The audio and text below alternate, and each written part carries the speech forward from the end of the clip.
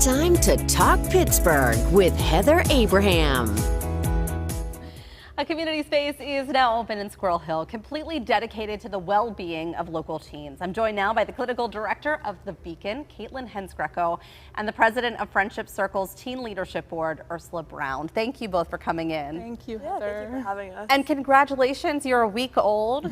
So tell us about opening up your doors and what you hope to provide. Yeah, so our mission at the Beacon is to be a space, an inclusive space that uplifts and supports the well-being and mental health of all Pittsburgh teens.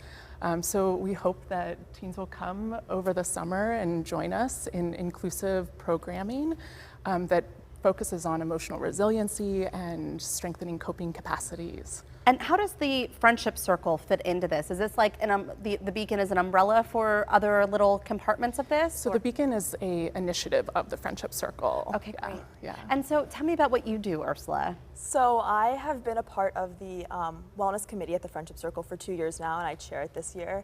And we've been working with the architects and the designers and stuff, and really put a lot of the team thought into the new building. We've done everything from picking the lighting to like writing the mission statement and stuff like that. So the teens have been like very involved with opening this new building. And there really is a need. I mean, we started to see some of that through the pandemic and now that we're out of it. But mental health has really been highlighted. And yeah. I'm thankful that we're starting to put more emphasis on talking about mental health and removing those stigmas. Mm-hmm. But now that we are, like the need is there and right in front of us, Absolutely. Right? Absolutely. I mean, I think that's one of our goals, right, is to normalize the wide range of emotions that many of our teens experience on a day-to-day basis. And so, you know, the Beacon has come out of inspiration from our teens, and like Ursula's right, they've made all the decisions that the space holds. Yeah. And so what services will be available? I mean, and are there counseling services, or is this just a safe space to come? Yeah, we are not offering clinical services right now. We will have both unstructured hours and structured programming, and the programming will all center around themes of, again, strengthening our emotional resilience, strengthening our emotional literacy, coping capacities, engaging in mindfulness activities. Mm-hmm. Yeah, we're planning to offer like programs like, you know, like healthy cooking or like book club, for example. And I'm really excited, to just work with that. There's a lot of different programs. So much you can do with an open space. So what did you guys find through this process in trying to open it? Because I'm sure that there's a lot of information that's coming about what's needed and the state that we're in when it comes to our teens and their well-being. Yeah, I mean, I think one of the important things to acknowledge is that our programming will be inclusive.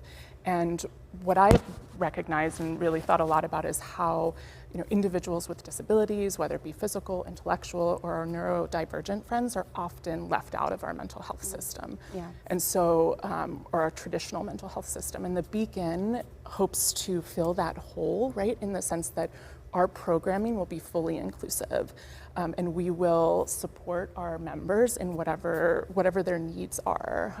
And so I think that's a really unique aspect. And Ursula, what is the Friendship Circle? So the Friendship Circle is an organization, but I think of it more as a community of individuals who just accept you for who you are. Technically, I mean, we volunteer with kids who have both physical, mental, or emotional disabilities, but it's more of just a community where we come together and we bond, and you know, everyone is just accepted for face value. Yeah. So, working together alongside this, how do you hope to reach as many teens as possible? So over the summer, we are hoping to bring in a lot of community stakeholders, community leaders, school leaders, to really get the word out and get kids into our doors, starting officially in the fall, really.